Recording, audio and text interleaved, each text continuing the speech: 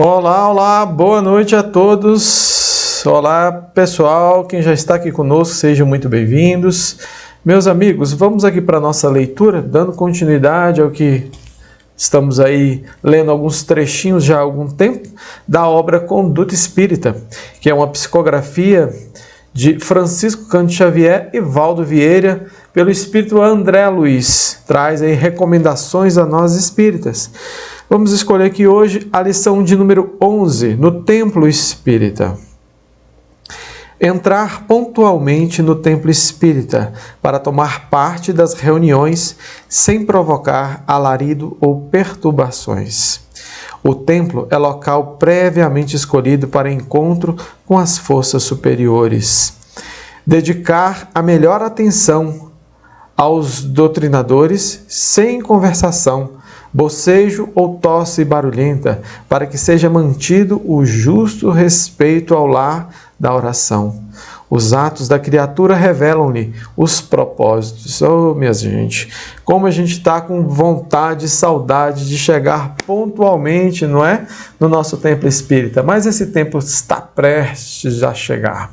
Boa noite, Ellen Rafael, Sirênio, boa noite. Andréia, Andy, boa noite a todos que já estão conosco aí. André Roberto, boa noite, André.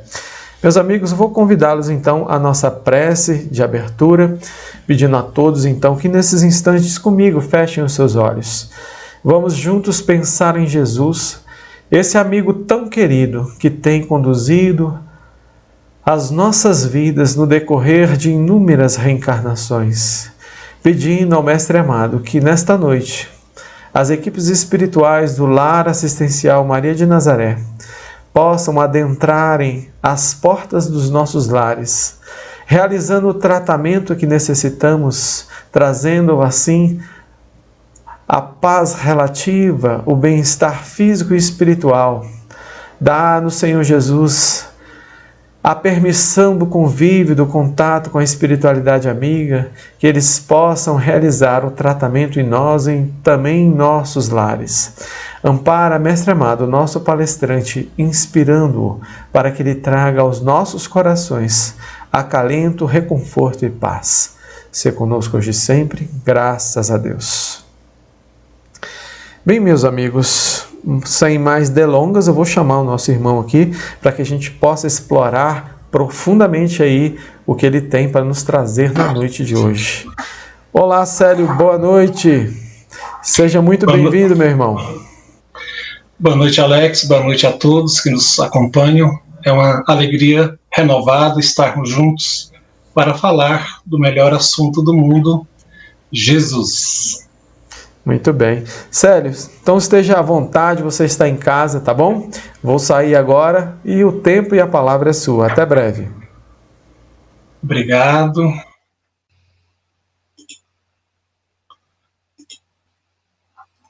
Então, meus amigos,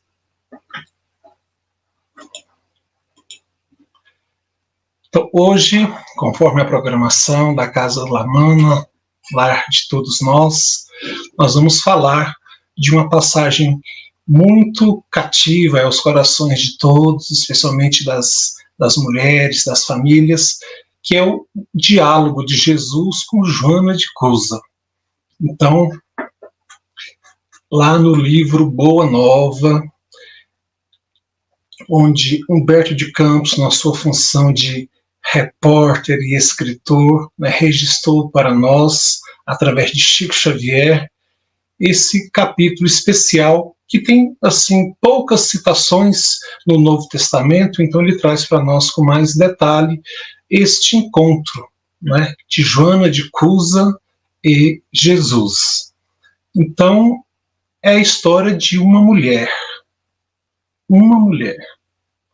que naquela época poucas eram as mulheres que tinham alguma liberdade de ação.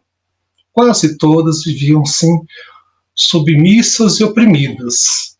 Então, uma mulher não é pouco. Vai falar a história de uma mulher.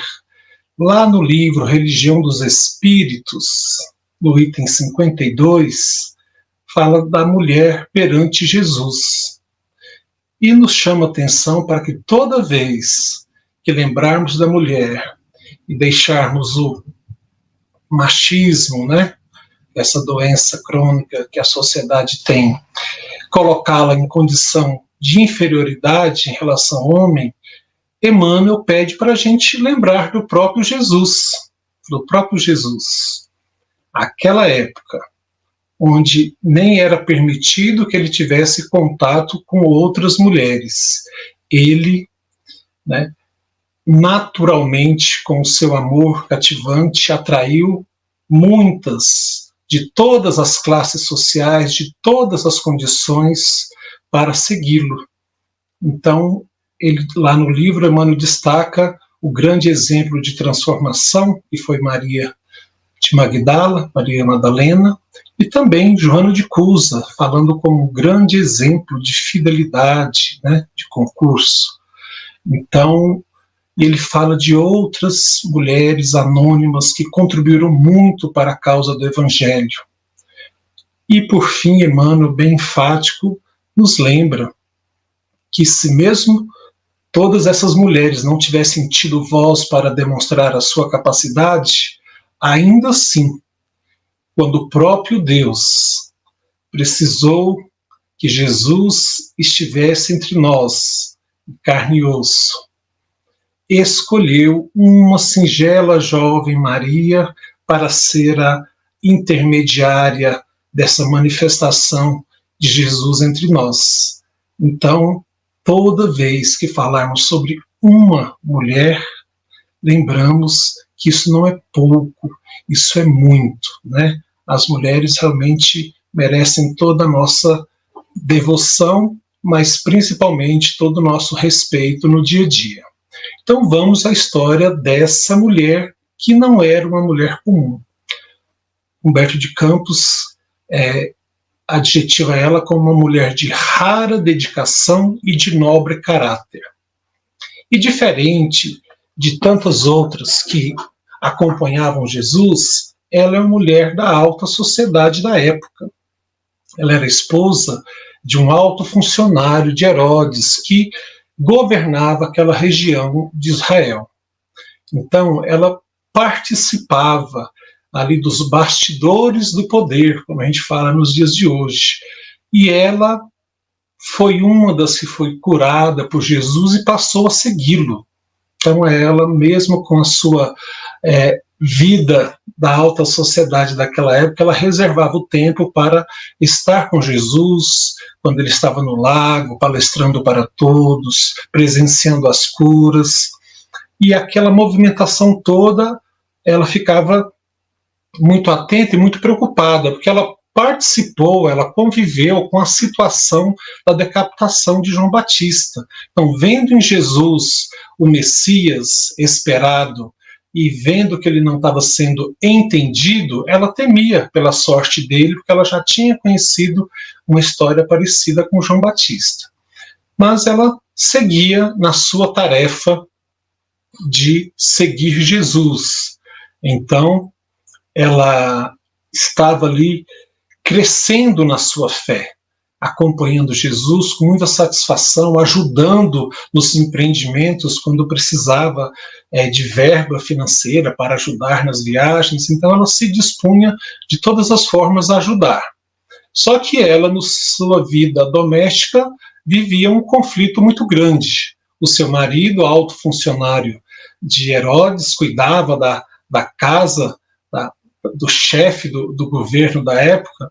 Então ele acompanhava a religião conforme os interesses da sua função. Ora, acompanhando os romanos no culto aos deuses romanos, ora, acompanhando os judeus, né, ele também era judeu, acompanhando os judeus no culto do judaísmo. Então ele não tinha afinidade, não aceitava essa vivência dela junto com Jesus e seus companheiros. Ele não tolerava a expressão que que Humberto de Campos usa, que ele não tolerava. E numa tarde, lá na casa de Pedro, ela com essas angústias aí oprimindo seu coração dócil, procurou Jesus, né?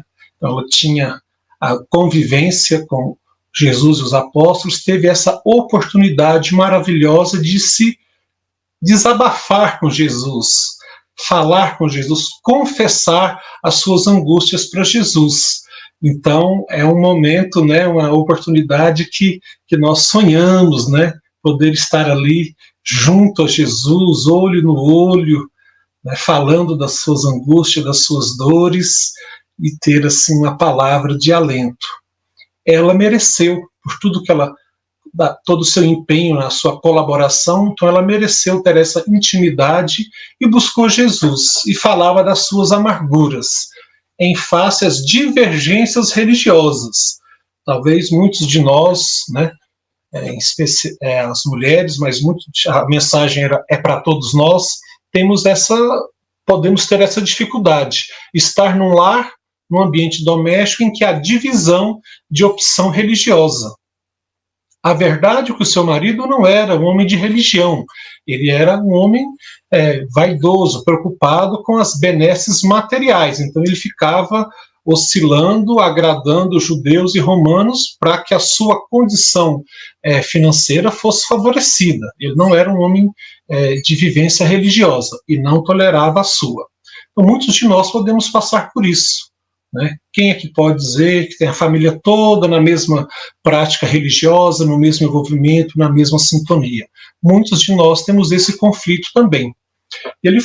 Ela foi então falar com Jesus desse desgosto, dos seus temores, né? Ela não falou de antipatia, de falta de amor, de que queria abandonar, de queixa de adultério. Ela falou da dificuldade da questão religiosa. E Jesus, né, com toda a psicologia ali que conhecia o coração de cada um, falou a ela de forma bem atenciosa que só havia um Deus, que é o nosso Pai, não interessando as religiões, né? E que a maioria das religiões na Terra estava só habituada às questões do culto externo, que eram templos de pedra, e que ele veio em nome de Deus para construir, abrir um templo de fé no coração da humanidade. Então, primeiro, ele esclareceu que, a par das diferenças religiosas, só pode haver um Deus, né? Os judeus já estavam doutrinados desde o tempo de Moisés na crença de um Deus único, então o mesmo Deus dos judeus era o mesmo Deus que era o Pai que o tinha enviado. Então, isso não deveria ser ponto de contendas, né? De problemas, que era para ocupar-se em construir o templo da fé viva no coração. E aí ele insistiu que esse momento que ela passava é o momento que todo aquele discípulo sincero, crente sincero, vai passar. Estamos no mundo. Ele nos falou, estar no mundo sem ser do mundo. Então ele descreve, Humberto Campos descreve como combate sem sangue.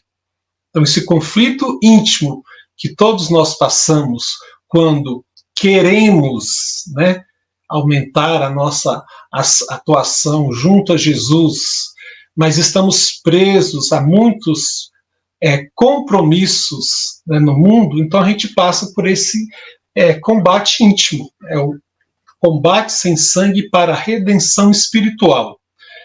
Por toda a doutrina, né, da reencarnação, sabemos que as condições que nos cercam têm um porquê, é uma herança de nós mesmos, mas ansiamos por algo novo, por um alimento mais espiritual. Então esse combate está sendo travado aí no coração de todos nós, como estava no coração de Joana de Cusa. Aí ele fala que ela deveria agradecer, e tudo que ele está falando para ela ali, né, pode ser reproduzido para todos nós, que ela agradecesse ao Pai a ver, né, considerada digna de um bom trabalho junto à seara do mestre naquele momento. Então, que ela já era uma grande honra, uma grande bênção, ela ser escolhida, né? Ter as qualidades, as condições e a disposição de trabalhar na seara do Pai. Então, era motivo de agradecimento. Aí ele vai para falar mais diretamente sobre o relacionamento dela com seu marido. E pergunta. Fala, então, pergunta e já dá a resposta. Se teu esposo não é sensível, não te compreende a alma sensível, compreender-te-á um dia. Ele ainda não está pronto, não está maduro. Se ele tem sido leviano, indiferente, ama-o mesmo assim. Afinal de contas, o resumo da lei de Deus, o amar a Deus, amar ao próximo como a si. Então, ele, o próximo, tão próximo, né, que os desígnios, o destino trouxe para junto dela, então ela deveria empenhar-se em amá-lo, mesmo que ele não a entendesse ainda. Não te acharias ligada a ele se não houvesse para isso uma razão justa. E aí, né, naturalmente, lembramos da lei de causa e efeito, da lei da reencarnação. Então, apesar dos dramas que temos com os nossos cônjuges, com os nossos parentes próximos, né, isso tem uma razão justa. É uma oportunidade de reajuste de relações desde encarnações passadas. Então, isso não é justificativa para algum desmando, algum excesso de algum companheiro. É só o entendimento que as nossas ligações não são fortuitas, não são casuais, tem uma razão justa. Lembrando que ela só reclamava da sua intolerância quanto à sua opção religiosa. Mas esse tempo que ela estava retratando dessa dificuldade, ela não deixou de atuar, de servir.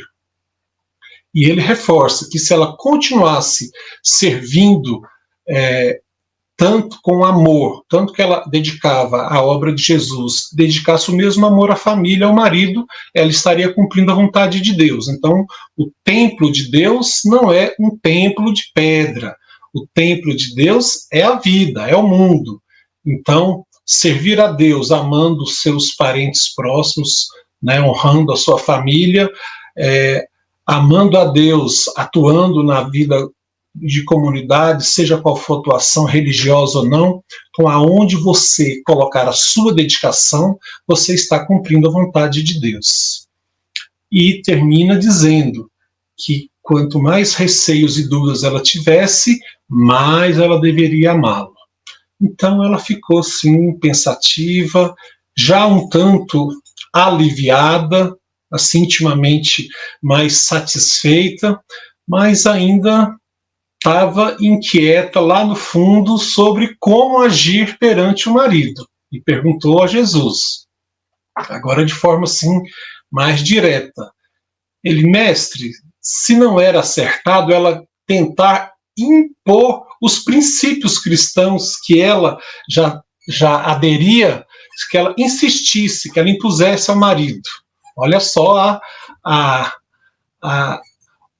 qualidade de mulher que naquela época ela estava pretendendo ser, né? Quase todas submissas, oprimidas, ela mantinha, apesar da intolerância dele, a sua atuação cristã e queria, né, pensava se não fosse útil ela ser mais impositiva, mais insistente e tentando se justificar com Jesus, se assim ela não estaria contribuindo para mais rapidamente transformar o seu esposo. Então, duas palavrinhas, né, importantes: imposição e reforma do outro.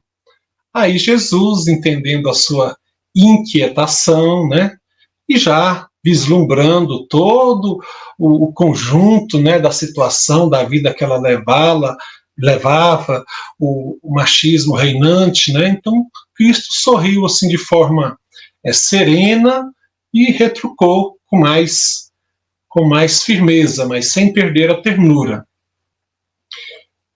e indagou a ela se era mais fácil exigir, né, uma mudança de alguém como ela, que já estava, né, de posse do verdadeiro conhecimento, as margens seguras do conhecimento, ou exigir mudança dele, que ainda estava se debatendo nas ondas da ignorância ou da desolação do espírito.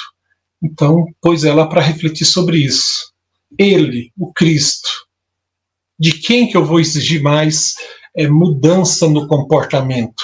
De quem já está caminhando com Cristo, buscando, né, tendo acesso a esses conhecimentos, ou alguém que ainda se debate na ignorância? Muitas vezes a gente quer exigir de alguém aquilo que não é hora, não está no ponto, a pessoa não tem aquilo para te oferecer. Então, ele segue a resposta usando o próprio exemplo do Deus nosso Pai, né, para conosco, que Deus, o Senhor de tudo, Criador de céus e terras, não impõe nada aos seus filhos, né? E fala de uma forma bem assim especial, que a sabedoria celeste não extermina as paixões, mas as transforma. Então, a transformação, falamos tanto na doutrina espírita da reforma íntima, da transformação íntima, só que não tem como eu fazer a transformação íntima do outro. Tenho que centrar todos os esforços na minha transformação íntima. Colaborar com a caminhada do outro, sempre podemos e devemos ser o braço amigo, o ombro amigo, o conselho amigo, mas a mudança, a transformação íntima, a gente só pode conseguir fazer em nós mesmos. Então ele fala que para Deus ele poderia, vamos dizer assim, fulminar, né, com raio qualquer conquistador desalmado, qualquer líder tirano, né? Mas ele não faz assim. Ele vai silenciosamente agindo, e a lei de causa e efeito que a gente tanto conhece, a lei do retorno, a lei da semeadura e da colheita, vai naturalmente fazendo esse trabalho de exigir as transformações. Então, em quem é muito duro, uma lágrima já é um grande sinal, né, de reflexão e talvez de mudança.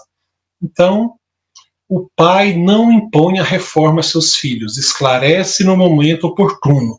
Lembrando que a misericórdia divina não vai de encontro à justiça divina, ela é um instrumento da justiça divina. Então, esse momento oportuno aí é a lei de misericórdia em ação. Se a gente fosse receber tudo, né, às vezes na velocidade que um justiceiro gostaria, a gente estaria numa situação mais difícil. Mas Deus, a justiça divina, é sempre temperada com a sua misericórdia. E, de novo, ele volta a dar sugerir uma estratégia para ela. Deus não trava contendas com as suas criaturas. Trabalha em silêncio. E que ela deveria se esforçar mais também, né, no recolhimento, no silêncio, e usar o verbo, né, ou com doçura ou com energia, na hora mais oportuna, né, conforme a circunstância pedisse. Então ele fala de uma forma muito amorosa que aquele companheiro difícil é um material divino, como seja algo que Deus colocou nas suas mãos para que ela moldasse, para que ela talhasse, que fosse ali a sua obra. Então, a mesma importância, né, que damos para todas as tarefas que nos cativam, teremos que dar para essas tarefas que nós achamos árduas. O parente difícil, o companheiro de trabalho difícil, o chefe ou o subalterno difícil. Então, todas essas pessoas nas nossas vidas são oportunidade de exercício das nossas capacidades. Então, a lei de reencarnação, a matemática divina, colocando tudo no devido lugar para ser ali móvel do nosso crescimento. Então, que ela olhasse com outros olhos para essa situação. E ela, que já estava intimamente mais satisfeita, agora realmente se sentiu aliviada. Olha, uma conversa ali, uma verdadeira doutrinação diretamente com Cristo, né? Quem não gostaria de ter?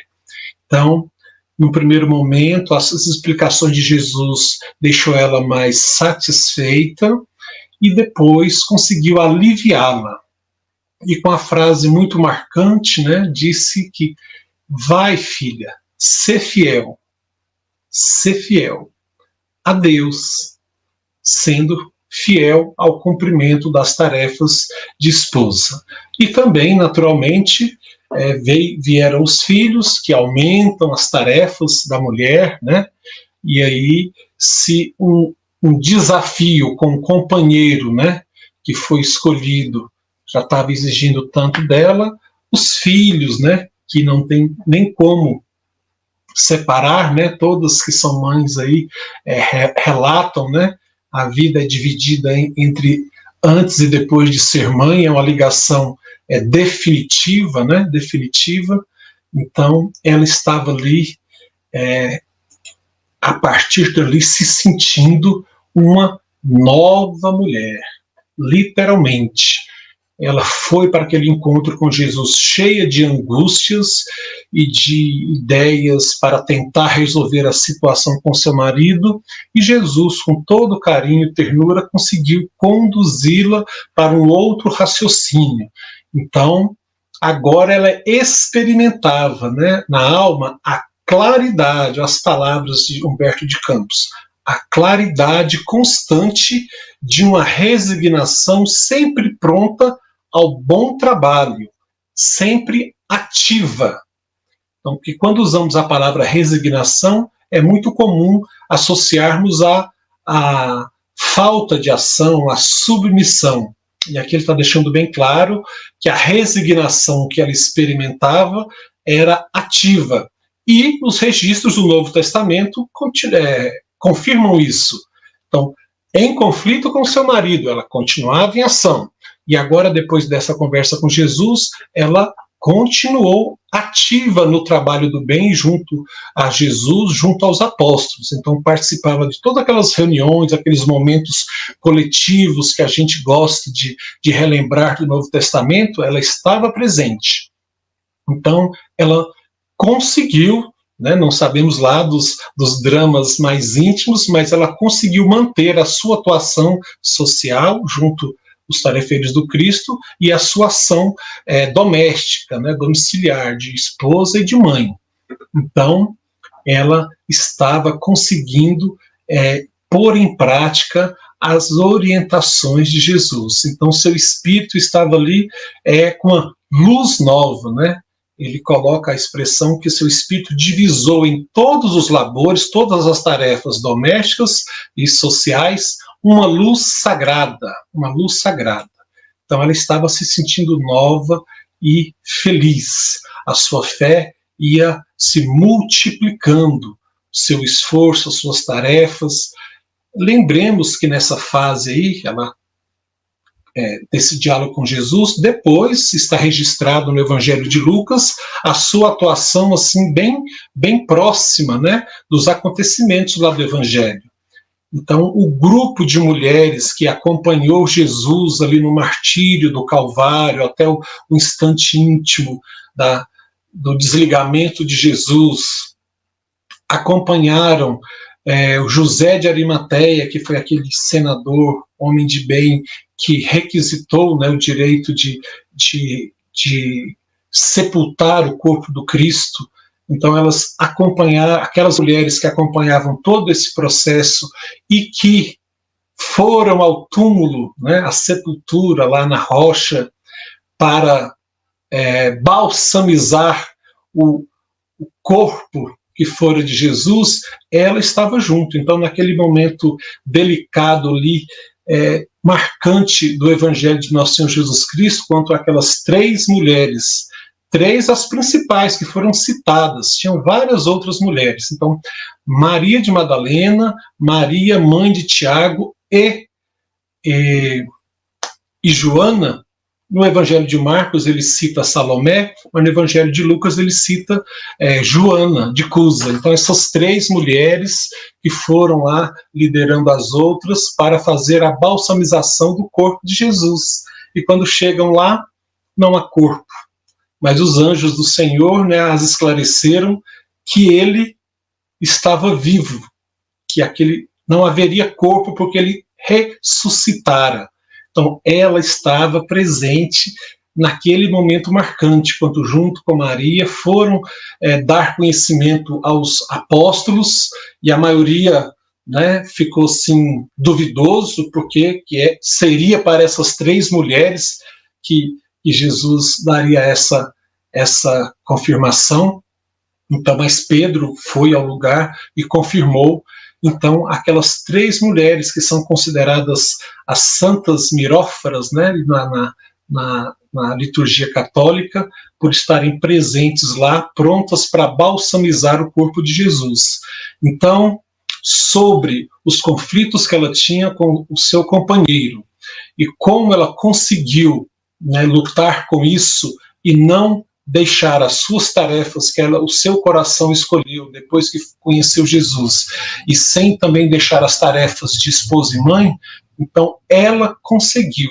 Está registrado no Evangelho de Nosso Senhor Jesus Cristo, em todas as etapas ali da ação, da atuação de Jesus, ela estava presente, atuante, colocando toda a sua capacidade, os seus recursos, a sua influência a benefício da tarefa cristã.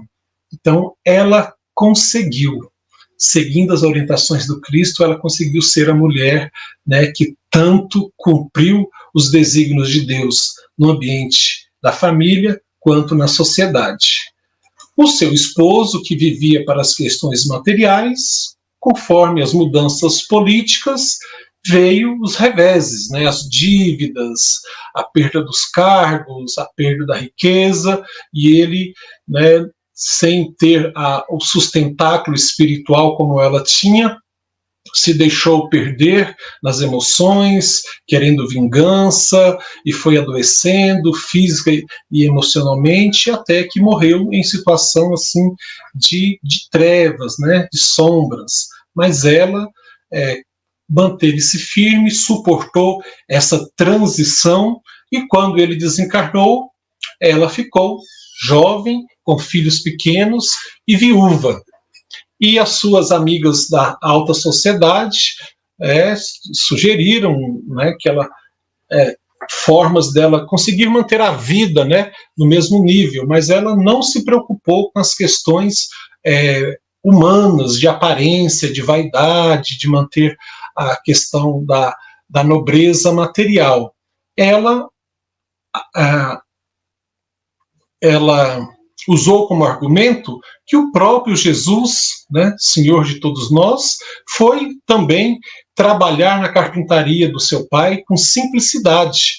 Então, ela, se era seguidora dele, iria procurar um trabalho simples para manter a sua vida, criar os seus filhos. Ela ia realmente se desligar de vez daquela vida que ela tinha pela posição do marido, de alta sociedade, iria para a subalternidade do mundo, foi ser uma empregada doméstica, cuidar dos filhos de outras mães, fazer tarefas domésticas para as pessoas, para garantir a sobrevivência.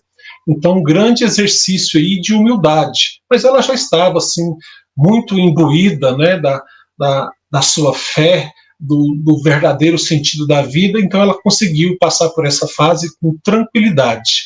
E aí seguiu sua vida, não tem outros relatos no Evangelho, mas Humberto de Campos nos diz que quando começou a chegar à maturidade, quando começou a embranquecer os cabelos, ela partiu de Israel para Roma. E lá se juntou a tantos outros cristãos para falar do Evangelho de Jesus nas catacumbas romanas, e como era natural, né, como é conhecido de todos nós, chegou a fase das perseguições, né, oscilou entre vários imperadores as perseguições, e lá no ano de 68, quando o imperador Nero um dos mais agressivos nas perseguições, né?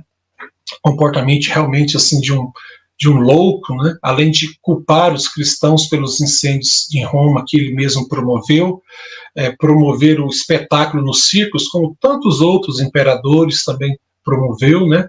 Ele é relatado que ele usava, né, a queima de cristãos em postes, né, em troncos, simplesmente para iluminar o seu jardim, dos seus quintais, para que ele pudesse ali, durante as suas insônias, né, apreciar, ter a luz disso. Então, realmente um comportamento muito deprimente, e ela estava junto a um grupo de mais ou menos 500 cristãos que foram sacrificados no circo, que servia de espetáculo para agradar a massa e servia de uma forma dele exterminar os cristãos que ele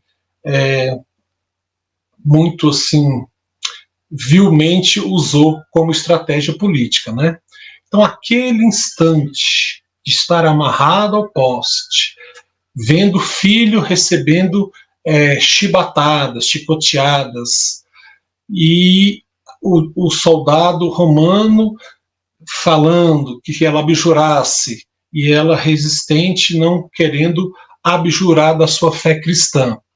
Aí ela passou pelo verdadeiro testemunho, foca-se muito no testemunho da luta com o seu marido, mas para uma mulher, para uma mãe, não tem testemunho, sacrifício maior do que o que ela passou nesses instantes. Ver o seu filho sendo chicoteado, pedindo a ela: repudia Jesus, minha mãe, repudia por mim que sou teu filho. Só que ela já estava muito mais madura, muito mais serena, e mesmo chorando ali, entre a dor e a ternura, o filho insistindo para ela abjurar a fé cristã para salvar a vida, ela teve a força, a tranquilidade de falar para o filho que se aquietasse, que se calasse, que mesmo Jesus, que é o único puro, foi imolado, né, foi sacrificado. Então, que eles não teriam direito de fugir desse testemunho final. Mas nesse momento em que ela buscava a força, a tranquilidade para esse momento tão difícil, foi muito importante a lembrança de Maria, que ela, como tantas outras mulheres, observou o sofrimento de Maria perante a cruz do Calvário. Então ela, inspirada em Maria, né, conseguiu forças, falou para o filho que se calasse e que esperasse o sacrifício final. E aí veio o sacrifício final, o soldado, né, ser irritados, a massa sem entender aquela demonstração, aquele sacrifício.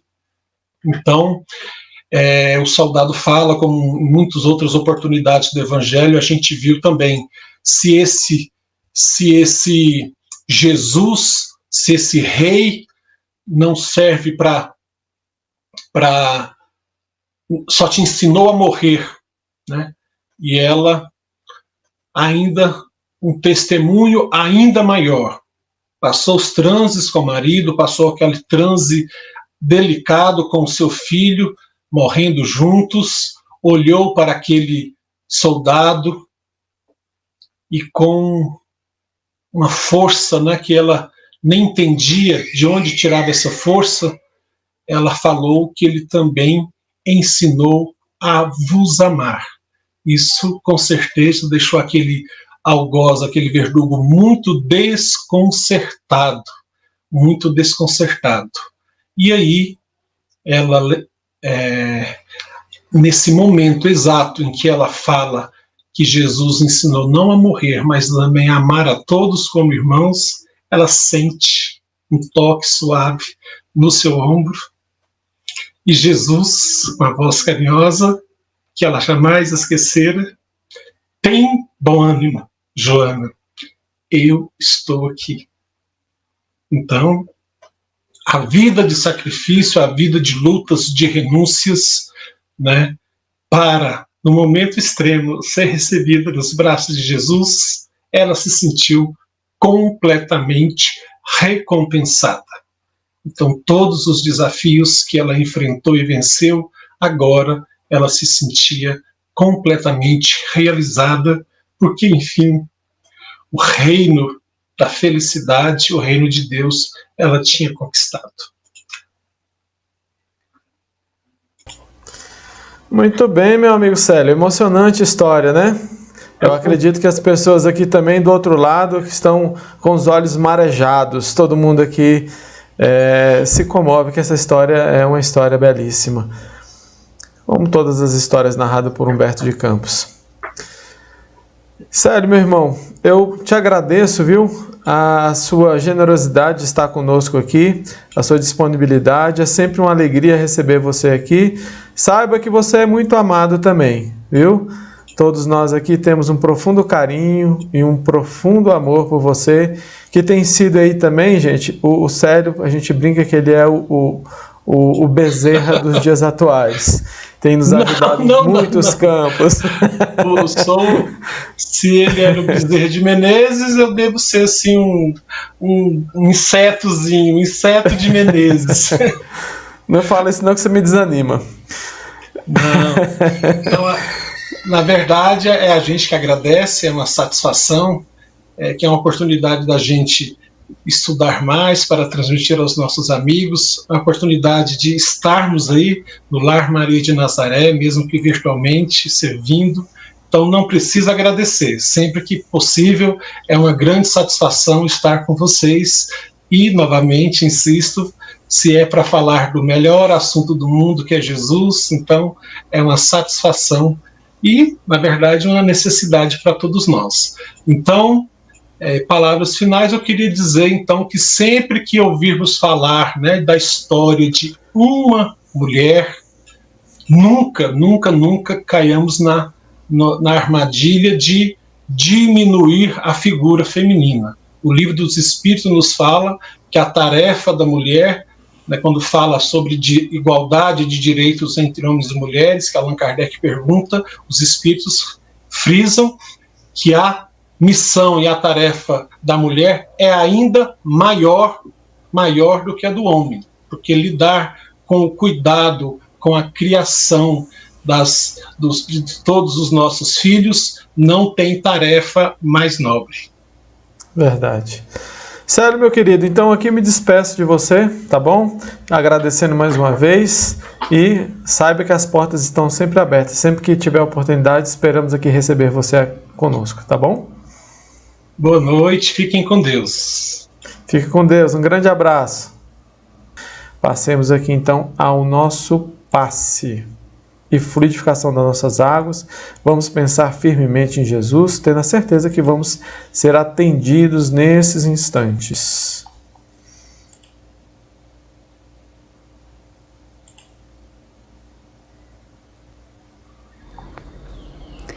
Nos preparemos para o momento do passe e fluidificação das águas.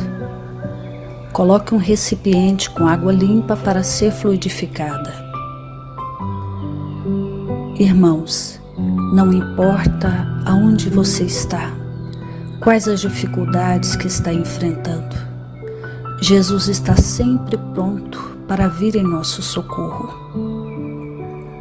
Coloque-se de maneira confortável, que lhe facilite a concentração e a receptividade. Respire lenta e tranquilamente. Inspire, expire. Inspire, expire. Encha seus pulmões de ar e solte bem devagar. Deixe que energias de tranquilidade e paz penetrem seus pulmões, circulem por todo o corpo. Sua alma, em harmonia com o corpo, se sente tranquila e em paz. Mentalizemos a passagem de Jesus, dia claro. Os raios dourados do sol iluminam a paisagem alegre de Cafarnaum.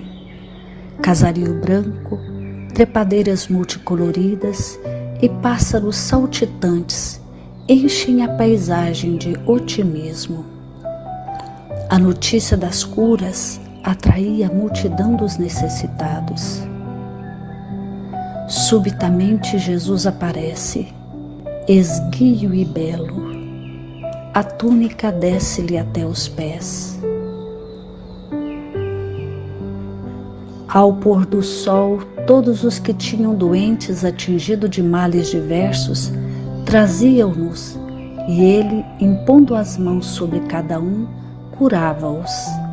Assim narra o evangelista Lucas. Mentalize Jesus se aproximando de você.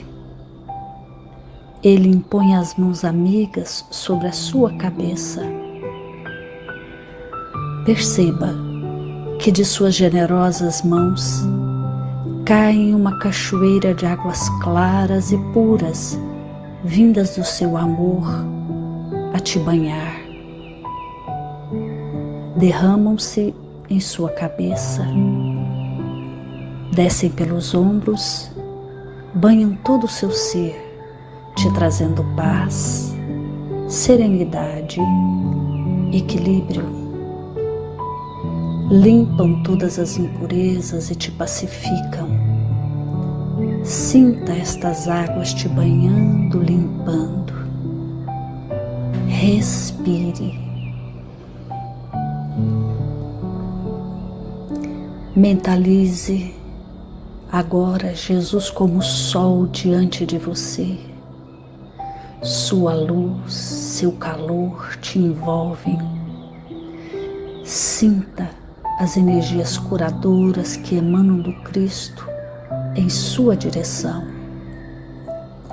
Ele ouve as suas preces. Confie nele. Seu amor é infinito e te acompanha e protege, oferecendo de tudo o que necessitas. Confie. Absorva as energias curadoras de Jesus. Sua luz te envolve. Sinta essas energias percorrendo todo o seu corpo. Sinta-se fortalecido e em paz. Senhor Jesus, divino amigo, estende as tuas mãos generosas, Senhor, e transforma estas águas em remédio para os nossos males físicos e espirituais. Guarda-nos, Jesus, em sua paz. Estende as vibrações de amor em benefício do meu lar, Senhor. Que aqui possa reinar a paz, a saúde, a tranquilidade. Nós lhe rendemos graças, Jesus. Fica conosco hoje e sempre. Graças a Deus. Faça uso da água fluidificada.